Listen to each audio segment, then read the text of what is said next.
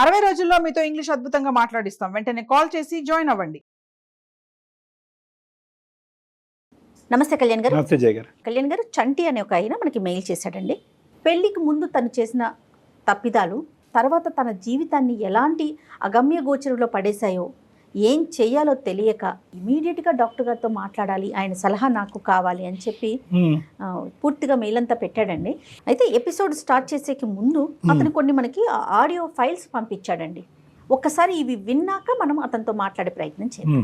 ఈ మధ్యకాలంలో మనం ఈ ఆడియో ఫైల్స్ అనేవి ఎక్కువగా వింటున్నాం. ఏది ఇప్పుడు లేటెస్ట్ గా జరిగింది? అవునండి. ఏంటి చంటి కాల్ రెస్పాన్స్ అవ్వవు? నాకు 60 lakhs కావాలని చెప్పాను కదా. 30 lakhs ఇచ్చా కదా నేను. 30 lakhs 60 lakhs కావాలి, నేను లైఫ్ లో సెటిల్ అవ్వాలనుకుంటున్నా, ఇల్లు కొనుక్కోవాలనుకుంటున్నాను చెప్పాను కదా. నాకు కూడా మ్యారేజ్ అయ్యి 2 పిల్లలు ఉన్నారు, నేను కూడా చెప్పా కదా. నీకు మ్యారేజ్ అయితే ఏంటి మరి 3 years కలిసి? మొదట్లో అనుకోలేదు కదా నేను. మొదట్లో అనుకునేది ఏంటి చంటి? ఇప్పుడు నాకు ఇవన్నీ చెప్పొద్దు నువ్వు. లేదు అంటే నువ్వు అప్పుడు మాట్లాడిన వీడియోస్, కాల్ రికార్డ్స్ అన్ని నేను సోషల్ మీడియాలో పెడతాను. అప్పుడు చూడు మరి ఏదైతే నేనేం చేయాలో అప్పుడు చేస్తా. ఇచ్చా కదా నేను, ఇప్పుడు ఇవ్వమంటే నేను ఎక్కడ నుండి తెచ్చి? నాకు సంబంధం లేదు అవన్నీ, నువ్వేమైనా చేసుకో, నాకు మాత్రం నా పైసలు నాకు కావాలి అంతే. నా పైసలా? ఇంకొకటి కూడా ఉందండి, ఒక్క నిమిషం. అంటే ఎన్నిసార్లు అడగాలి నిన్ను? పిచ్చిదల్లా అడుక్కోవాలా నేను నిన్ను పైసలు ఇవ్వమని? నీకు చెప్పాను కదా నేను, నువ్వు ఏం చేసుకుంటావు చేసుకో. ఏం చేసుకుంటానా తెలియదా? 3 సంవత్సరాలు కలిసి ఉన్నప్పుడు నైట్ టైమ్ లో నా పక్కన వాడు జీవితాంతం చూసుకుంటా నిన్ను. జీవితాంతం తెలియదా? ఏంటి నాకు ఎందుకు చేసేటప్పుడు? ఏంటి నాకు? అవును, నువ్వు చెప్పావు కదా, నువ్వు జీవితాంతం నేను చూసుకుంటా, నిన్ను పోషిస్తా, లైఫ్ లాంగ్ నేను సెటిల్ చేస్తా అని చెప్పినావు కదా. ఇప్పుడు ఏమైతుందిరా నీకు? నాకు సంబంధం లేదు, చెప్పిన మాటలను ఏం చేసినావు? నన్ను ఇప్పుడు సెటిల్ చేయి, నువ్వు ఏమైనా వేసుకో, ఏమైనా. నా పైసలు నాకు కావాలి బే, నా పైసలు మనం మాట్లాడుకున్న వీడియోస్ అన్ని సోషల్ మీడియాలో అప్లోడ్ చేస్తా చూడు. తిరిగేసి చేసుకుని ఎంజాయ్ చూసుకుంటా అన్నావు కదా, చూసుకుంటా, లైఫ్ లాంగ్ చూసుకుంటా అని. నాకు అవసరం ఉంది డబ్బులు, నాకు తెలియదు. నువ్వు చెప్పినావు నన్ను చూసుకుంటా అని, నా పైసలు నాకు కావాలి. హలో, నువ్వు ఏం చేసుకుంటావు చేసుకో, అర్థమైందా? నేను ఒక్క రూపాయి చూడు ఏం చేస్తాను, చూడు ఏం చేస్తాను చూడు, నేను ఏం చేస్తాను సోషల్ మీడియాలో పెడతా, చూపించుకో, నువ్వు చేసుకో. ఓకేనా? నువ్వు చూడు. నాకు ఈ ఆడియోలు విన్నాను బట్టి ఈమెయిల్ పంపించిందా? ఎవరు? ఈ అబ్బాయి పంపించారు అండి. ఇప్పుడు ఎవరైతే మనకి ఫోన్ లో వినిపిస్తుందో గొంతు, మెయిల్ వాయిస్, వీళ్ళిద్దరిలో లివ్ ఇన్ రిలేషన్షిప్ ఉన్నట్టుంది. ఈ అబ్బాయి ప్రస్తుతానికి అయితే మ్యారేజ్ అయిపోయింది. వాళ్ళ ప్రేమ కంటిన్యూ అవ్వట్లేదు కానీ బ్లాక్ మెయిల్ మాత్రం కంటిన్యూ అవుతుంది పూర్తిగా. అసలు ఎంత వల్గర్ లాంగ్వేజ్ మాట్లాడుతుందండి ఆమె.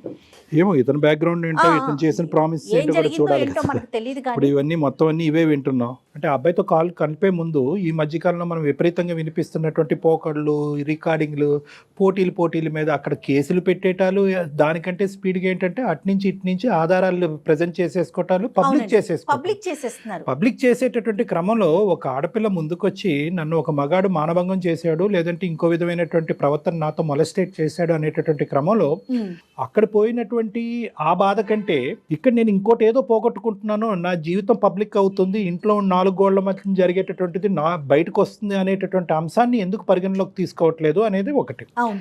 అసలు ఏ బేస్మెంట్ మీద, ఎటువంటి కండిషన్స్ మీద, ఎటువంటి ఆలోచన మీద, ఎటువంటి పునాదుల మీద వీళ్ళ యొక్క ప్రేమాయణం కానీ లివింగ్ రిలేషన్షిప్ కానీ ముందుకు పోయింది అనేది ప్రధానమైనటువంటి అంశం. ఎప్పుడైతే కనుక ఒకళ్ళు ఇంకొకరికి సాక్రిఫైస్ చేస్తారో అది మనస్ఫూర్తిగా ఒక ప్రేమతో కూడినటువంటి త్యాగం అవుతుందో ఇటువంటి గొడవలు రావు.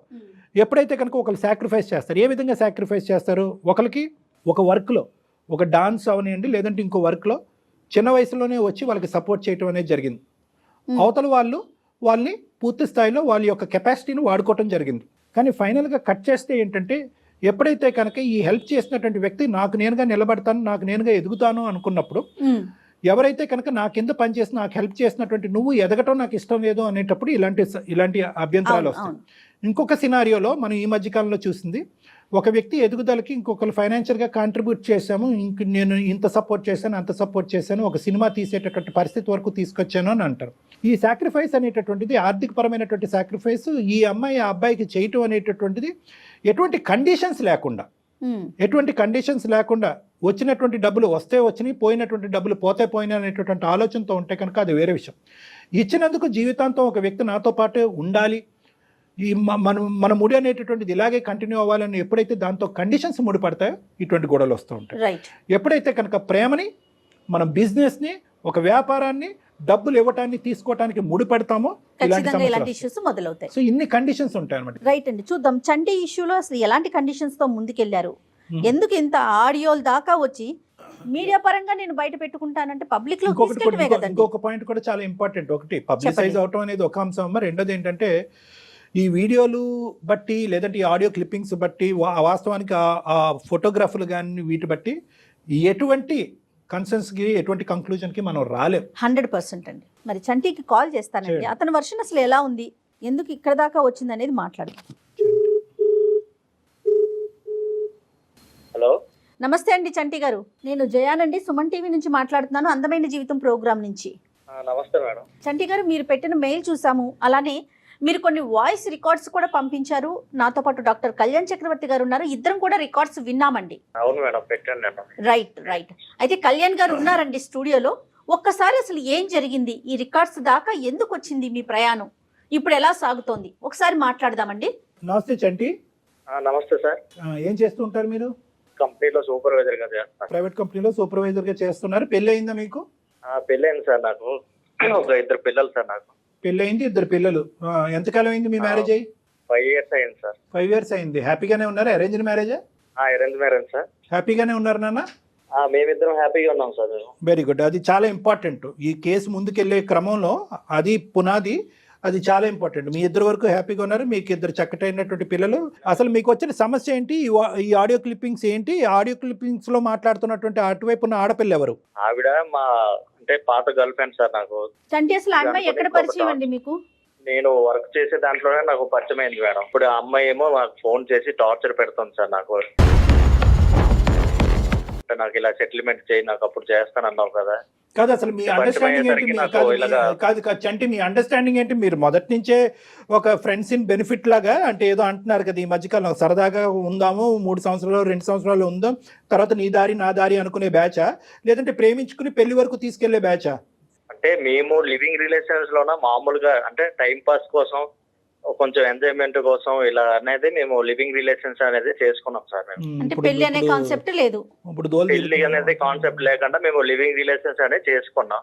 కానీ ఇప్పుడు ఆ అమ్మాయి ఆ వంకతో అడ్డు పెట్టి ఇప్పుడు నాకు అంటే బ్లాక్ మెయిల్ చేస్తుంది సార్. నాకు అంటే మా సరదాలు మా కోసం అనుకుని మేము ఒక ఎంటర్టైన్ కోసం అనేది మేము మూవ్ అయ్యాం సార్. అలా అందులో పెళ్లి అనే ప్రస్తావన ఎప్పుడన్నా వచ్చిందా? మరి ఎప్పుడన్నా పెళ్లి చేసుకుందాం అని చెప్పి ముందు పెళ్లి అనేది కాన్సెప్ట్ ఎప్పుడు రాలేదు సార్. అంటే మేము ఏంటంటే అలా లివింగ్ రిలేషన్స్ లోనే అలాగే మేము ఒక అంటే సరదాల కోసం ఇదే అనుకుని పెళ్లి కాన్సెప్ట్ అనేది ఎప్పుడు రాలేదు.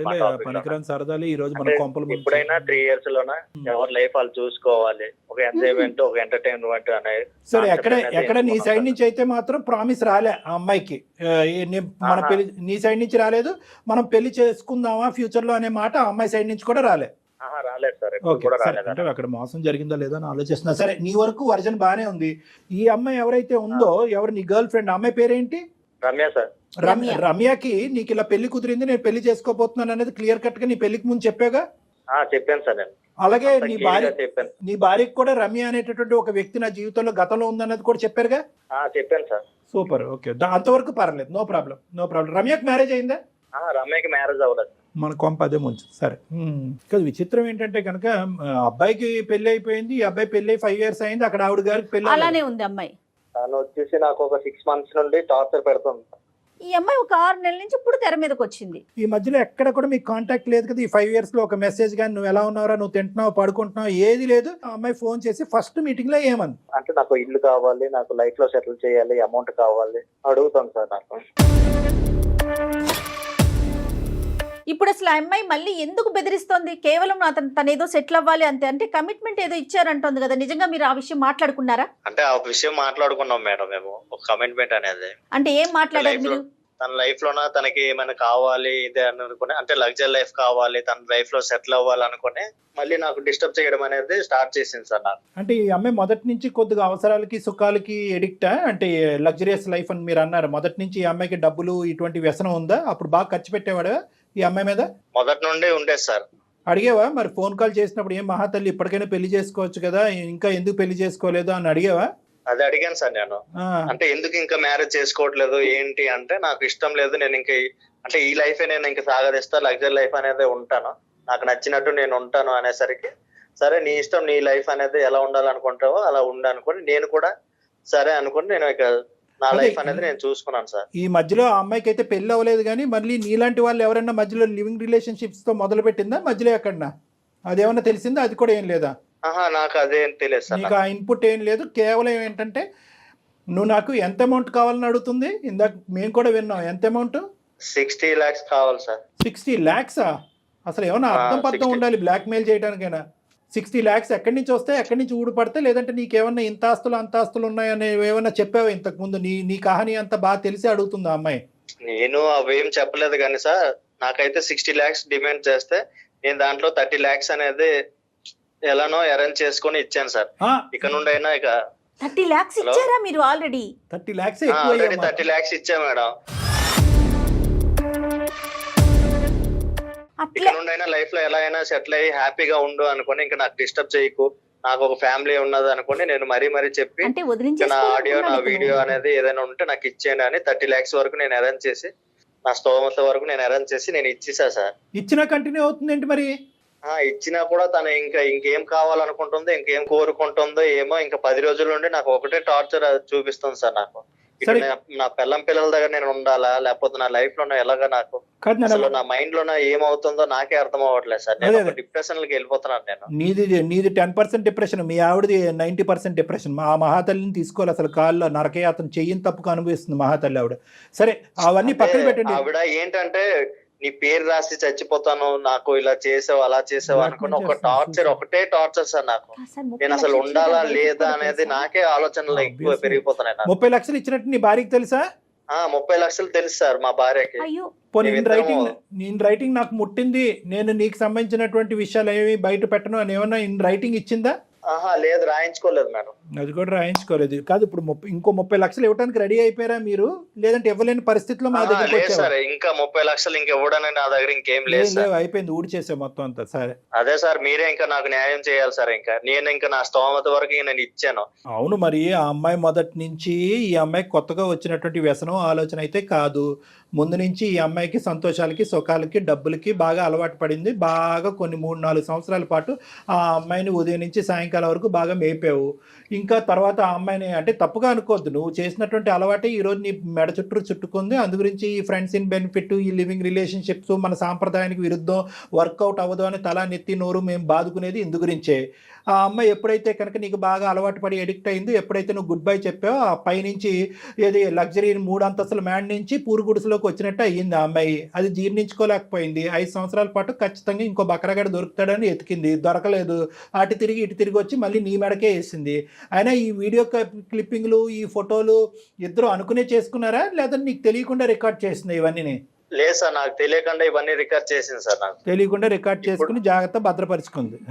ఈ అమ్మాయికి ఇదేది కొత్త అలవాటు కాదేమో, పాత అలవాటే అన్నట్టు అనిపిస్తుంది. లేదంటే ఆ అమ్మాయి రికార్డ్ చేస్తుంది అంటే కనుక అప్పుడు ఏది వీళ్ళిద్దరు లివింగ్ రిలేషన్షిప్ లో ఉన్నప్పుడు అంటే కనుక ముందస్తుని ఈ అమ్మాయికి ప్లాన్ ఉంది. వీడు ఎప్పుడైనా చేతిలో జారిపోతే వీడి స్థానంలో, ఇతని స్థానంలో ఇంకో వ్యక్తి వస్తే కనుక సరే అంతే కదా. ఒకప్పుడు ఇతని స్థానంలో రాకపోతే కనుక నా బ్రతుకు తెరువు గురించో, లేదంటే సో కాల్డ్ నా సెటిల్మెంట్ గురించో మళ్ళీ ఇతని మెడకి నేను ఉరితాడు వేయాలంటే కనుక ఇవి భద్రపరచుకోవాలని చెప్పి ఇది ప్లాన్ ఆఫ్ యాక్షన్ తోనే కదా ఆ అమ్మాయి ముందు నుంచి పెట్టుకుంది. ఖచ్చితంగా కళ్యాణ్ గారు, సో ఖచ్చితంగా అలవాటు ఉంది. ఇక్కడ ప్రధానంగా వచ్చేటటువంటిది ఏంటంటే చెప్పేటటువంటి వ్యక్తి ఏం చెప్పాడు, వినేటటువంటి వ్యక్తి ఏం విన్నారు, వీళ్ళిద్దరి మధ్యన జరిగిన ప్రామిసెస్ ఏంటి, కండిషన్స్ ఏంటి, స్టార్టింగ్లో ఏమనుకున్నారు, ఒక 2 to 3 years తర్వాత ఏమనుకున్నారు, ఇరువైపులకు కానీ ప్రేమ కాకుండా వేరే సంబంధాలు వచ్చినప్పుడు ఏ విధంగా వాళ్ళిద్దరూ డిపార్ట్ అయ్యారు, ఎటువంటి కండిషన్స్ మీద డిపార్ట్ అయ్యారు, ఇద్దరు ఒకే ఆలోచనతో డిపార్ట్ అయ్యారా, స్మూత్గా డిపార్ట్ అయ్యారా, లేదంటే ఒక బాధతో ఒక ఇమోషన్తో డిపార్ట్ అయ్యారా.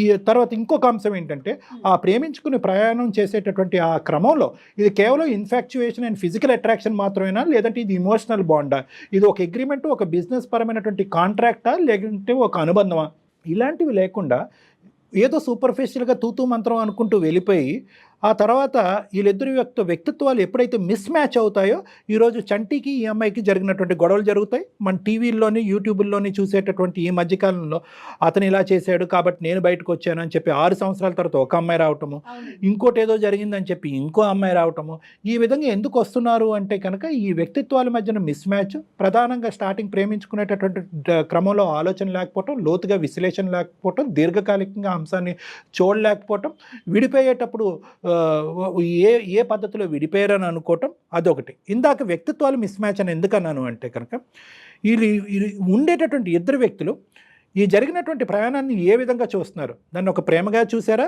ఒక బిజినెస్ కింద చూసారా, ప్రేమ పెళ్లి కింద మారుతుంది అనుకున్నారా, ఒక కాంట్రాక్ట్ కింద చూసారా? అందులో ఏంటంటే మళ్ళీ మిస్ మ్యాచ్ ఎప్పుడు వస్తుంది అంటే కనుక ఒక ఎదుగుదలకి ఇంకొకళ్ళు ఎదుగుదలకి బాగోకి ప్రోత్సహించేటటువంటి విధంగా వాళ్ళ యొక్క ప్రేమాయణం ఉంటే కనుక ఈ గొడవ రాదమ్మా. అవునండి. ఎప్పుడైతే కనుక ఒకళ్ళు ఎదిగిపోతున్నారు ఇంకొకళ్ళని అనగదొక్కుతున్నారు అనే పరిస్థితి వచ్చినా, ఎప్పుడైతే కనుక ఒకళ్ళు ఆర్థికంగా స్థిరపడ్డారు ఇంకొకరు వాడుకోబడ్డారు అనేటటువంటి ఫీలింగ్ వచ్చినా ఈ గొడవలు అవుతూ ఉంటాయి అన్నమాట. ఆ అమ్మాయి ఇప్పుడు మరి మీరు ఫోన్ కలిపితే మాట్లాడుతుందా? మాట్లాడుతుంది సార్. మాట్లాడుతుంది. ఓకే. ఏంటి అతను చంటి ఏం ఎక్స్పెక్ట్ చేస్తున్నాడు? Point to be noted. ఏం ఎక్స్పెక్ట్ చేస్తున్నారు మీరు? అంటే మీ నుండి ఏదైనా నాకు న్యాయం కలగాలని నేను నా భార్య ఇద్దరం వల్ల కోరుకుంటున్నాం సార్. న్యాయం అంటే ఏంటండి? ఇప్పుడు ఆ అమ్మాయి మిగతా 30 లక్షలు అడుగుతుంది. ఆ 30 లక్షలు కూడా ఇచ్చేస్తే ముందు 30, ఇప్పుడు ఒక 30, 60 లక్షలు ఇంకా రామ్ నీ జోలికి రాను అని చెప్తుంది. మరి దానికి మీరు రెడీనా?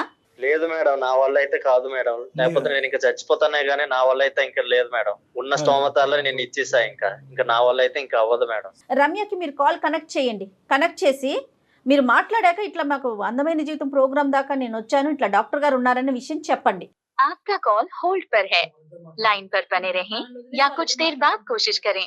హలో, ఏంటి సంటి పిచ్చిదానిలో అడుక్కోవాలని నిన్ను పైసలు ఇవ్వమని ఏం నాటకాలు పడుతున్నావా? నీకు చెప్పాను నేను నా వల్ల ఫోన్ చేయాలి, ఎన్నిసార్లు మెసేజ్ చేయాలి? ఏంటి నువ్వు చెప్పేది? ఆల్రెడీ నేను 30 లక్షలు ఇచ్చాను కదా. 30 లాక్స్ ఇస్తే మిగతా 30 లాక్స్ కూడా నీకు నేను ముందే చెప్పాను నా వల్ల కాదు, ఈ 30 లక్షలతోనే సరిపెట్టుకో అనుకుని నీకు నువ్వు చెప్పాను. 30 లాక్స్ నువ్వు అరేంజ్ చేసినప్పుడు ఇంకా 30 లాక్స్ నీకు అరేంజ్ చేయడం నీకేం కష్టమేం కాదు. అవును, నీకేమైనా నేను అప్పున్నాను. హలో, చేస్తా. నువ్వు ఇయ్యనంటే చెప్పు, నేను ఏం చేయాలి అది చేస్తా. నీకు నేనేమైనా అప్పున్నానా? లేకపోతే నువ్వు నాకేమైనా చెప్పావు కదా 3 years మనం రిలేషన్షిప్ లో ఉన్నప్పుడు ఏం చెప్పావు? నైట్ టైమ్ లో నా పక్కన వండుకొని నిన్ను సెటిల్ చేసే బాధ్యత నాది, లైఫ్ లో నేను చూసుకుంటా చేసుకుంటా అని చెప్పావు కదా. ఇప్పుడు ఏమైంది నీకు? అప్పుడు మనం అవన్నీ మాట్లాడుకోలేదు కదా. మాట్లాడవు కదా, నా దగ్గర లేవా రికార్డ్స్ ఉన్నాయి? వినిపించాలా నీకు? పెట్టాలా? నీకు ఆల్రెడీ 30 లక్షలు ఇచ్చేటప్పుడే కదా నువ్వు నాకు అన్ని ఇచ్చేసావు కదా, చెప్పావు కదా ఆ రోజు. చెప్పాను కూడా. ఇచ్చినప్పుడు ఏం చెప్పాను? సగమే ఇచ్చాను. నువ్వు అమౌంట్ సగమే ఇచ్చావు కాబట్టి మిగతా అమౌంట్ సగం ఇచ్చేసి ఉన్నాయి నా దగ్గర. ఇంకా నీకు ఫార్వర్డ్ చేసింది నేను సగమే, ఇంకా సగం ఉన్నాయి నా దగ్గర. నువ్వు ఆ 30 లక్షలు ఇస్తే మిగతా నేను అప్పుడు తీసేస్తా. ఇవి ఇప్పుడు నేను ఒక్కనేనా లేకపోతే ఇంకెంతమందికైనా అలాగా బ్లాక్ మెయిల్ చేసుకుని ఇలాగా ఆటలాడిస్తున్నావా? ఏమనుకుంటున్నావు నువ్వు నా గురించి? ఇన్ని రోజులు నేను నీతోనే ఉన్నా. 3 years నీతో కలిసిన తర్వాత నేను మళ్ళా ఎవరితో మాట్లాడలేదు, ఎవరితో రిలేషన్షిప్ లో పెట్టుకోలేదు. అనుకుంటున్నావా నీ ఇష్టం వచ్చినట్టు మాట్లాడితే పడతా అనుకుంటున్నావా నువ్వు? చూడు మళ్ళా ఏం చేశాను, సోషల్ మీడియాలో పెడతా, అన్ని టీవీలో ఛానల్స్ లో పెడతా. చూడు మళ్ళా నేను మాట్లాడతాను చెప్తే నీకు అర్థమైతే లేదు, చేసేస్తానే చూపించాలి. హలో, మరి నాకు 5 సంవత్సరాలు అయ్యి పిల్లలు అయ్యి అప్పుడు కాకుండా మళ్ళీ నాకు ఇప్పుడు కొత్తగా టార్చర్ ఏంటి అంటున్నా? అవును, నువ్వు నన్ను చూసుకుంటానని చెప్పావు కదా. మళ్ళా నేను నిన్ను చూసుకుంటాను. అవును, ఎప్పుడు చెప్పిన మాటే కదా. అంటే అప్పుడు నాతో కలిసి ఉండాలి, నాతో అనుకోవాలని చెప్పిన మాటలన్నీ నువ్వు. ఇప్పుడు రిలేషన్స్ లోన మనము ఉండేటప్పుడు ఎన్నైనా చెప్తానబ్బా, ఇవంతా కాదు గాని అందమైన జీవితం ప్రోగ్రామ్ ఉంది. ఆ ప్రోగ్రామ్ లోనే ఇవన్నీ తేల్చుకుందాం. నేను కాన్ఫిడెన్స్ కాల్ అనేది కలుపుతా. నా వల్ల ఇక కావట్లేదు, అర్థమైందా? ఇవన్నీ నాకు చెప్పకు. నాతో కలిసి ఉన్నప్పుడు వాళ్ళు చెప్తే లేదు, ఇంకా నా వల్ల కాదు. ఒక్కసారి లైన్ లో కలుపుతాను. ఆ మేడం కి సార్కి మాట్లాడు. ఆ తర్వాత ఇవన్నీ నేను మాట్లాడాను. నాకు లేదు, ఆల్రెడీ కాన్ఫరెన్స్ కాల్ కలిపేశాడు. మేము బ్యాక్గ్రౌండ్ లో ఉన్నాము.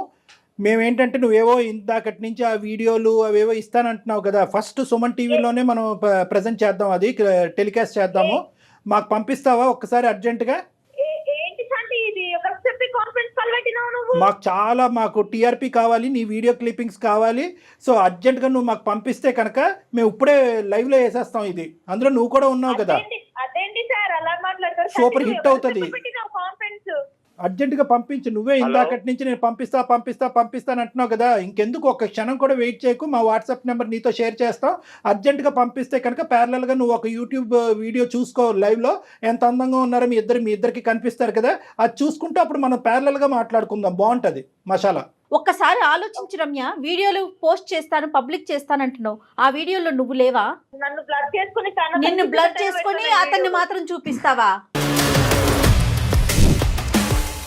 ఇదేనా నీ వ్యాపారం? అంటే వీడియోలు రికార్డ్ చేయటము, దాన్ని బ్లర్ చేయటము, దాన్ని ఎడిట్ చేయటము, మగవాళ్ళని బ్లాక్మెయిల్ చేయటము, డబ్బులు వసూలు చేయటం అనేది ఇది కొత్తగా జరిగినటువంటి అంశము చంటితో ఒక్కడితోనే జరిగిందని మేము ఎలా నమ్మాలి? అసలు చంటి నీకేం ప్రామిస్ చేశాడు? అసలు ఆ 3 సంవత్సరాల పాటు మీ ఇద్దరు జరిగిన ప్రయాణం ఏంటో చెప్పు, నీ వర్జన్ చెప్పు. సార్ 3 years మేము కలిసి లివింగ్ రిలేషన్షిప్ లో ఉన్నాం సార్ మేము. ఓకే. అయితే తను నాకు మాట ఇచ్చాడు, లైఫ్ లాంగ్ నేను చూసుకుంటాను, నేను సెటిల్ చేసే బాధ్యత నాది అని. ఏది పెళ్లి చేసుకుని సెటిల్ చేస్తా అన్నాడా? పెళ్లి చేయకుండా నువ్వు సెటిల్ అయ్యేటట్టు చూసుకుంటా అన్నాడా? పెళ్లి అనే ప్రస్తావన ఉందా లేదా? అసలు సెటిల్మెంట్ ఏంటి? పెళ్లి లేదు సార్, మేము ఇద్దరం ఎవరు పెళ్లి ప్రస్తావన తీసుకురాలేదు సార్. 3 years కలుస్తున్నాము. ఎంత ఆదర్శవంతులు. నేను తనతో మాట్లాడాను, కాల్ జస్ట్ నార్మల్ గా అడిగాను సార్, ఇట్లా నన్ను సెటిల్ చేస్తా అన్నావు కదా, నన్ను సెటిల్ చెయ్యు, నేను ఇప్పుడు సెటిల్ అవ్వాలనుకుంటున్నాను, నాకు ఒక ఇల్లు కావాలి, నాకు 60 lakhs కావాలి, నువ్వు ఇయ్యు అని చెప్పి అడిగాను సార్. కదమ్మా, ఇప్పుడు అతను పెళ్లి చేసుకోను అంటే నాకు కొంత క్లారిటీ కావాలి తల్లి. ఇక్కడ ఎవరి తప్పు అనేది ప్రధానంగా. ఇప్పుడు ఇందాక నువ్వు అన్నావు నా దగ్గర ఆడియో రికార్డింగ్, మిగతా రికార్డింగ్లు నాకేం అక్కర్లేదులే, కానీ ఒక్క రికార్డింగ్ గురించి అయితే మాత్రం నేను ప్రస్తావన చేస్తాను. అదేంటంటే కనుక మీరిద్దరూ ఆ కమిట్ అయ్యి బెడ్ మీద ఉండేటటువంటి సమయం సందర్భంలో పెళ్లి చేసుకోవాలి అనే ప్రస్తావన రాలేదంటున్నారు. అంతవరకు నువ్వు అదే అంటున్నావు, అతను అదే అంటున్నారు. సో పెళ్లి చేసుకుంటాను అన్నాడు, మోసం చేశాడు అనేటటువంటిది ఇతరత్ర కార్యక్రమాల్లో మేము వినేటటువంటి గొడవ ఇక్కడ లేదు, అంతవరకు క్లియర్. కానీ ఆ కంఫర్ట్ జోన్లో ఉన్నప్పుడు అతను నీకు రమ్య నేను నిన్ను పెళ్లి చేసుకోను కానీ నిన్ను సెటిల్ అయితే చేస్తాను అని అయితే ప్రామిస్ చేశాడమ్మా నీకు? చేశాడు సార్, చేశాడు. కానీ నీకు ఉద్యోగం ఉంది కదమ్మా, అతను నిన్నెందుకు సెటిల్ చేయాలి? నాకు అర్థం కావట్లేదు. పెళ్లి కానప్పుడు, కలిసి లేనప్పుడు ఎలా నమ్ముతావు? అలాంటప్పుడు కలిసి ఉండాలి కదా, మరి ఎందుకు విడిపోయారు? నన్ను సంతోష పెడుతున్నప్పుడు, నేను నిన్ను సుఖ పెడుతున్నప్పుడు ఆ కార్యక్రమంలో నువ్వు ప్రతి సందర్భంలో నాకేంటంటే నా సెటిల్మెంట్ గురించి మాట్లాడావు, దానికి సంబంధించినటువంటి ఆడియో రికార్డింగ్ కూడా ఉంది. ఎప్పుడైతే నీకు పెళ్ళి అయ్యిందో అది విస్మరించావు, నీ ప్రామిస్ బ్రేక్ చేసావు అన్నట్టుగా ఈ అమ్మాయి మాట్లాడుతుంది. అంతేనా రమ్య? అవును సార్. ప్రామిస్ చేసాడే అనుకో తల్లి, ఎలా నమ్ముతావమ్మా? అతనికి బరువు బాధ్యతలు ఉండవా? పాత గర్ల్ ఫ్రెండ్కి ఇంకా ఆ అమ్మాయిని సుఖపెడుతూ, ఆ అమ్మాయిని సంతోష పెడుతూ, ఆ అమ్మాయిని సెటిల్ చేసే కార్యక్రమంలో ఉండాలా? అతను ఉద్యోగం చేసుకోడా? భార్య పిల్లలు ఉండరా? లేదు సార్, ఇవన్నీ నాకు సంబంధం లేదు. కానీ తను నాకు ఇవ్వాల్సిన 60 lakhs ఇచ్చేస్తే 30 ఇచ్చాడు సార్, ఇంకా రిమైన్ 30 lakhs గడుపుకుంటే ఏం కాదు, నీ 30 కూడా అడిగి తిరిగి ఇవ్వాలి. అవన్నీ తర్వాత మాట్లాడదాం. డిమాండ్ చేస్తున్నావు ఏంటి? అసలు నువ్వు డిమాండ్ చేసేటటువంటి హక్కు ఎవరు ఇచ్చారు? పాపం ఆ బాధితురాలు ఏమి తప్పెరగినటువంటి ఆ అమ్మాయి ఈ రోజు 2 పిల్లల్ని వేసుకుని ఆ అమ్మాయి నలిగిపోతుంది, కింద మీద పడుతూ మొత్తం ఇల్లంతా ఊడ్చి, బ్యాంకులన్నీ ఊడ్చి, బంగారం తాకట్టు పెట్టి 30 లక్షలు నీకు ఇస్తే ఇంకా 30 చాలదు, ఇంకో 30 కావాలని నువ్వు అడుగుతున్నావా? ఇప్పటి వరకు వాళ్ళిద్దరే ఉన్నారు, ఇప్పుడు మొత్తం పెద్ద సైన్యం ఉంది. అసలు నీకు ఏం అన్యాయం జరిగింది కాబట్టి నువ్వు డిమాండ్ చేస్తున్నావు? ఎటువంటి ప్రామిస్ చేసి అతను నేను ఏమైనా చీటింగ్ చేశాడా? చీటింగ్ చేసినందుకు పారితోషికంగా పరిష్కారంగా నువ్వు డబ్బులు అడుగుతున్నావా? అది కూడా కాదు అని నువ్వు అంటున్నావు. అది కూడా కాదు, అతను నన్ను ఎప్పుడు చీట్ చేయలేదు, కేవలం ఏంటంటే సెటిల్ చేస్తా అన్నాడు. నీ సెటిల్మెంట్కి ఎక్కడన్నా దాహం తీరే అవకాశం ఉందా? నీకు 100 కోట్లు ఇచ్చినా సెటిల్ అవుతావు నువ్వు? ఇటువంటి ఆలోచన ఉండేవాళ్ళు అసలు అతను నిన్నెందుకు సెటిల్ చేయాలి? నీ ఉద్యోగం ఏమైంది? నీ చదువు ఏమైంది? ఏ ఉద్యోగం లేదు, ఏ చదువు లేదు, ఇదే నా వ్యాపారం అంటారా? ఇదేనా నీ వ్యాపారం? ఏంటి సార్ మీరు అలా మాట్లాడుతున్నారు? మరి అంతే అంటానమ్మా. అసలు మీ ఇద్దరి మధ్యన లివింగ్ రిలేషన్షిప్ లో ఉన్నప్పుడు, పెళ్లి అనే ప్రస్తావన లేనప్పుడు అసలు నువ్వు ఎందుకు రికార్డింగ్లు చేసుకుని భద్రపరుచుకున్నావు? ఎటువంటి ఉద్దేశం ఉంటే కనుక భద్రపరుచుకుంటారు? అది రేపొద్దున ఎప్పుడో వాడాలి, నాకు డబ్బులు అవసరమైనప్పుడు వాడాలి అనేటటువంటి ఉద్దేశంతోనే కదా నువ్వు భద్రపరుచుకున్నావు. అతను సెటిల్ చేస్తాను లేదు అనేటటువంటి మాట తీసి పక్కన పెట్టు. ఇక్కడ నలుగురు అడిగేటటువంటి ప్రధానమైనటువంటి అంశం ఏంటంటే మీ లివింగ్ రిలేషన్షిప్లో ఎటువంటి కమిట్మెంట్స్, ఎటువంటి కండిషన్స్, ఎటువంటి మ్యారేజ్ లేనప్పుడు అసలు సెటిల్మెంట్ అనేటటువంటి పదం ఎందుకు వస్తుంది? నువ్వు ఎందుకు ఈ రికార్డింగ్స్ తీసుకుని, ఈ పదే రికార్డింగ్స్ తీసుకుని భద్రపరుచుకున్నావు? సార్ తన జీవితమే అంతే సార్, తను ఇలాగే ట్రాప్ చేసుకుని ఇలాగే ఇది చేసుకుంటుంటా సార్. మరి అది తెలిసినప్పుడు నువ్వు ఎందుకయ్యా పెద్ద గొప్ప? తను అంతే సార్. చంటి ఇష్టం వచ్చేది మాట్లాడితే నేను ఊరుకుంటాను అనుకుంటున్నావా ఏంటి? అమ్మా ఒక్కటి ఇక్కడ రమ్య జాగ్రత్తగా ఆలోచించు. ఇక్కడ మీ ఇద్దరి మధ్యన ఎటువంటి కమిట్మెంట్ లేదు. ఒక సంతోషాలు సుఖాలకు పోయి పెద్దలకి తెలియకుండా ఒక పచ్చి చండాలమైనటువంటి పని చేశారు. ఇటువంటి పనులు చేసే వాళ్ళందరికీ కూడా నేను ఇదే చెప్తాను. ఎందుకంటే అంత సానుకూలంగా సాఫీగా జరిగినంత కాలం ఏమీ ఉండదు. ఇది వెనుదిరిగి అందులో ఒక వ్యక్తిత్వం మనకి వెనకత నుంచి వెన్నుపోటు పొట్టించేటటువంటి ప్రయత్నం జరిగితే కనుక అంతా కూడా బజారిపోతుంది. అదే జరుగుతుంది. ఇక్కడ నేను ఒకటే చెప్తున్నాను రమ్య, ఇక్కడ ఎటువంటి కండిషన్స్ లేవు, ఎటువంటి వాగ్దానం లేవు, ఎటువంటి ప్రామిసెస్ లేవు. నువ్వు ఏంటంటే కనుక ఇతను మంచితనాన్ని అవనియండి, ఇతను అమాయకత్వాన్ని అవనియండి, అప్పుడు వాడుకున్నావు, మళ్ళీ వాడుకోవాలని చెప్పి 5 years తర్వాత వచ్చావు. జాగ్రత్తగా గుర్తుపెట్టుకో, ఇదేదో మీ ఇద్దరి మధ్యన నలిగేటటువంటి అంశం కాదు. ఈరోజు ఇది మా వరకు వచ్చింది. నీకు చాలా కౌన్సిలింగ్ అనేటటువంటిది అవసరం. నువ్వు ఇప్పుడే ఫస్ట్ టైం పక్కదోవ పడుతున్నావు, ఇంతకు ముందు కూడా పక్కదోవ పట్టావు అనేది మాకు తెలియదు. ఇది మీ తల్లిదండ్రులకి తెలుసా లేదంటే మీ బంధువులకి తెలుసా అనేటటువంటి నాకు అర్థం కావట్లేదు. ఒక ఆలోచన లేకుండా నువ్వు ప్రవర్తిస్తున్నావు. నీకు ఇంకా పెళ్ళి అవ్వలేదంట, ఇంకా నువ్వు ఎందుకు పెళ్లి చేసుకోలేదు? ఎందుకంటే ఒకప్పుడు పెళ్లి చేసుకుంటే కనుక ఇటువంటి వ్యాపారం కంటిన్యూ అవడానికి అవకాశం లేదు అనే ఉద్దేశంతో పెళ్లి చేసుకోవట్లేదా? ఇక్కడ చాలా అంశాలు ఉన్నాయి. మేమేమి ఇది అంత తేలిగ్గా ఉంచాం. ఎందుకంటే పబ్లిక్ చేస్తాను అని అంటున్నావు కదా. నువ్వు చేయి, వీడియో పబ్లిక్ చేయి, ఒక్క వీడియో పబ్లిక్ చేయి. నేను ఛాలెంజ్ చేస్తున్నాను నీకు. మీ ఇద్దరు కలిసి ఉన్నటువంటి ఒక్క వీడియో పబ్లిక్ చేయి. ఏ ఆడపిల్లకి అంత దమ్ము ధైర్యం ఉంటుందో చూద్దాం. అతనికి ఏమమ్మా, అతని భార్యకి చెప్పుకున్నాడు ఆల్రెడీ. అతనికి ఏం సమస్య లేదు, వాళ్ళకి ఏం సమస్య లేదు. వాళ్ళు నువ్వు పెట్టాలి అనుకుంటే పెట్టు, నువ్వు బ్లర్ చేసి పెట్టాలనుకుంటే అది కూడా పెట్టు. నిజంగా అటువంటి ఆడపిల్లవా నువ్వు? దీని గురించి ఇటువంటి వ్యాపారాలు చెయ్యమ్మా అని చెప్పి నీ తల్లిదండ్రులు నిన్ను చదివించారా? నీ బుద్ధి గడ్డి తిందా? పిలుద్దామా లైవ్ లో? ఈ కాన్ఫరెన్స్ కాల్ లో మీ తల్లిదండ్రులు లైవ్ లో ఇప్పుడే మీ తల్లిదండ్రులు కలుపుతాను. వాళ్ళకి మించినటువంటి సైకాలజిస్టులు, వాళ్ళకి మించినటువంటి పోలీసు ఎవరు లేరు. వాళ్ళ పెంపకం ఇలా తగలడిందని చెప్పి ఏ తల్లిదండ్రులు కూడా ఆలోచించి ఉండరు. రమ్య, పిలుద్దామా మరి మీ పేరెంట్స్ ని? ఫస్ట్ ఆ లివ్ ఇన్ రిలేషన్షిప్ గురించి తెలుస్తుంది. తర్వాత 5 సంవత్సరాల తర్వాత నువ్వు ఎందుకు పెళ్లి చేసుకోలేదు అనేది అంశం కూడా మాకు వాళ్ళ ద్వారా తెలుస్తుంది. ఇప్పుడు మళ్ళీ ఇంకో జీవితంలోకి వెళ్ళి ఎందుకు వాళ్ళ జీవితాన్ని సర్వనాశనం చేస్తాం అనే అంశం కూడా వాళ్ళ నోటు బట్టి మనం విందాం ఒకసారి. అసలు నీ గుట్టేంటో అక్కడ తేలుతుంది. లేదా అవన్నీ వాళ్ళు కూడా వద్దు, వీడియోలు అదే విధంగా పంచుతానంటే కనుక ఇంకొక సెకండ్ కూడా వెయిట్ చేయకుండా నేను నీకు ఛాలెంజ్ ఇస్తున్నాను. వీడియోస్, ఆడియో క్లిప్పింగ్స్ మొత్తం నీ దగ్గర ఏదన్నా ఉంటే కనుక ఇప్పుడే లైవ్ లో చూపెడదాం. ఇదే షోలో ఇక్కడే లైవ్ లో చూపెడదాం. We are ready. Are you ready? Sir వద్దు సార్. తను అంటే సార్ నేను కొంచెం కష్టాల్లో ఉండి తన అంటే ఇవన్నీ ఉన్నాయి, తనకి కాల్ చేసి బ్లాక్ మెయిల్ చేద్దాము, ఇట్లా డిమాండ్ చేద్దాం సార్. నేను రమ్య, తలెత్తి నీ మీద నువ్వే ఊసుకున్నట్టుందమ్మా. ఈ మాట అనకూడదేమో గానీ ఆ వీడియోలో నువ్వు ఉన్నావు కదా, సిగ్గు లేదు? కాదు రమ్య, మీరు చేసిందే వెదవ పని. అది అయిపోయి అతని జీవితం అతను చూసుకుంటుండగా నువ్వు మళ్ళీ ఇప్పుడు తెర మీదకి వచ్చి ఒక 30 లక్షలు తీసుకున్నది కాకుండా ఇంకా మళ్ళీ పైపెచ్చి బెదిరిస్తున్నావా? అంటే ఏం లేదు రమ్య, నువ్వేమనుకున్నావు అంటే కనుక అసలు ఫస్ట్ ఆఫ్ ఆల్ ఈ 30 లక్షలు అనేటటువంటి థ్రెట్కి భయం పెట్టినప్పుడే అతను ఈ బొట్లో పడతాడని నువ్వు అనుకోలే.